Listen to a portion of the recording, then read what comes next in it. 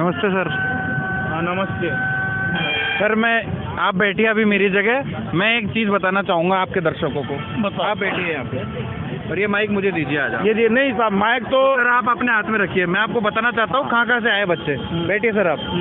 देखिए सर, ये आए हैं श्री गंगानगर से, जी सर। ये आए हैं बाड़मेर से, ये जो आपके बगल में बैठे हैं ये जैसलमेर से आए हैं, और ये भरतपुर से आए हैं भजन लाल जी के एरिया से, और ये हनुमानगढ़ से आए हैं, और ये डूंगरपुर से आए हैं, और वो बांसवाड़ा, झालावाड़, पूरा राजस्थान यहाँ बैठा है, ये मान लीजिए।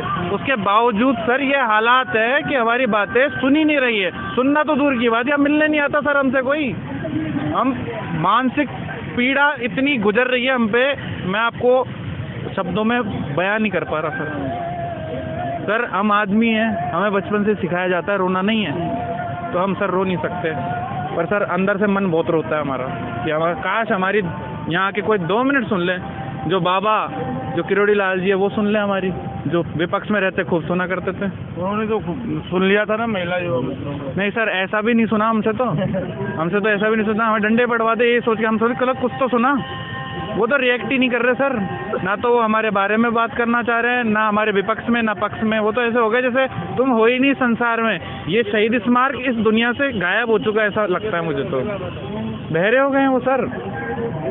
क्या करें अब, आप ही बता दीजिए सर। हमारे लिए तो आप ही माई बाप हो आज, जो हमें पूछ तो रहे हो, जो हमारी सुध तो ले रहे हो।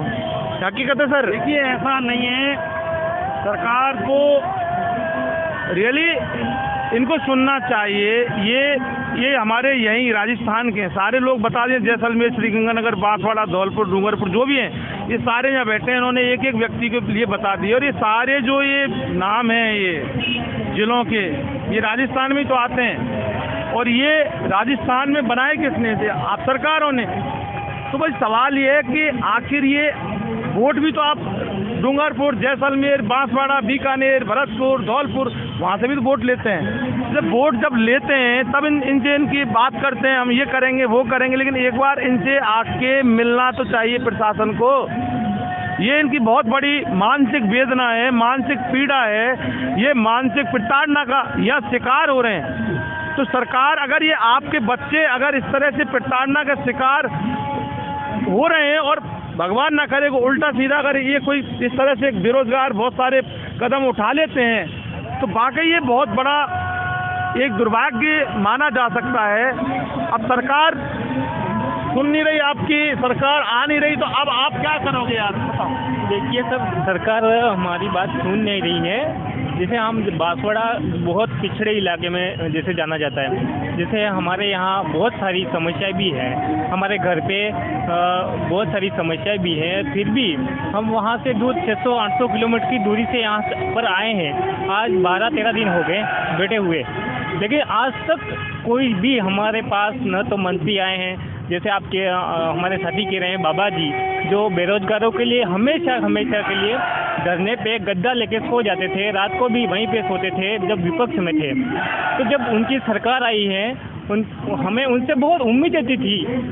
हम ये सोच रहे थे कि ये जो गद्दे लेके सड़कों पे सोना पड़ रहा है, जब उनकी सरकार आएगी तो हमें ऐसी कुछ परिस्थिति सामने नहीं आएगी। इसी उम्मीद के साथ हमने ये सोच के बीजेपी को वोट तक दिए, और हम लोगों को ये भी कहा कि जब हम बेरोजगार की जो पीड़ा सुन रहे हैं बाबा जी, उनको देख करके हमने बहुत उनको समर्थन किया। लेकिन आज ऐसी कंडीशन हमारी है, यहाँ ठंड में हम सोते हैं, बहुत सारी समस्या झेलते हैं। खाने का हम तो कभी खाना का भी एक टाइम खा के भी सो जाते हैं यहाँ। ऐसी कुछ परिस्थितियाँ हमारी।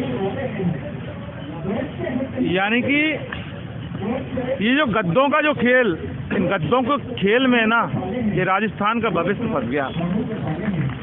साफ इन्होंने बोला, हमने भी काफ़ी कवरेज की थी, डॉक्टर किरोड़ी लाल मीणा।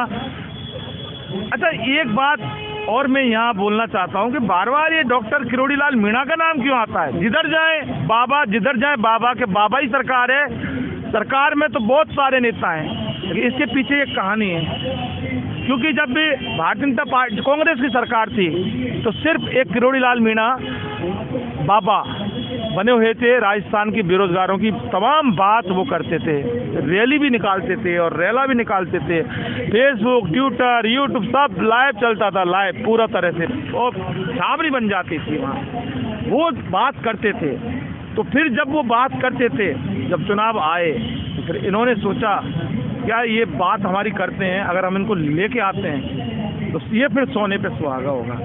लेकिन इनको क्या पता कि जो सरकार सत्ता के जो गद्दों का जो खेल है, उस खेल में इनकी जो किस्मत पूरी तरह से पिट चुकी है और किस्मत उस खेल में ये हार चुके हैं और सत्ता जीत चुकी है। इन्वेस्टिगेशन मीडिया के लिए शहीद स्मारक से पवन कुमार के साथ मैं जितेंद्र शर्मा।